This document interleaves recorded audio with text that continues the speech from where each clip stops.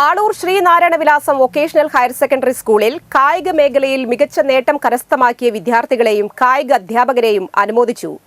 സ്കൂളിൽ നടത്തിയ അനുമോദന യോഗം സ്കൂൾ മാനേജർ എം ശ്രീനിവാസൻ ഉദ്ഘാടനം ചെയ്തു. സമാജം ട്രഷറർ വി സുബ്രഹ്മണ്യൻ അധ്യക്ഷത വഹിച്ചു.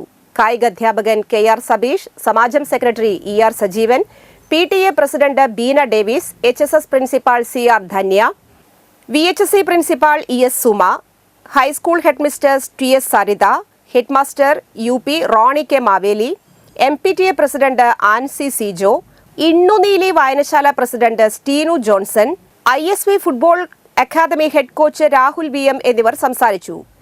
SN VHSS ആളൂർ കായിക താരം നവീന KN നന്ദി രേഖപ്പെടുത്തി. നമ്മൾ മൊത്തം മാനേജ്മെന്റ് അവർക്കൊരു ആദരം കൊടുക്കണം. അത് മുന്നേക്കൂട്ടി തീരുമാനിച്ചാണ്. പിന്നെ ചരിത്രത്തിൽ ആദ്യമായി ഒരു ഇൻഡിവിജ്വൽ താരം നമ്മുടെ സ്കൂളിനെ പ്രതിനിധീകരിച്ചു വന്നു, സൗമ്യ ദേവി. അപ്പോൾ സൗമ്യ ദേവിക്കുള്ള പ്രത്യേക പുരസ്കാരം കൊടുക്കണം എന്ന് മാനേജ്മെന്റിൽ നിന്നുള്ള അറിയിപ്പുണ്ടായിരുന്നു.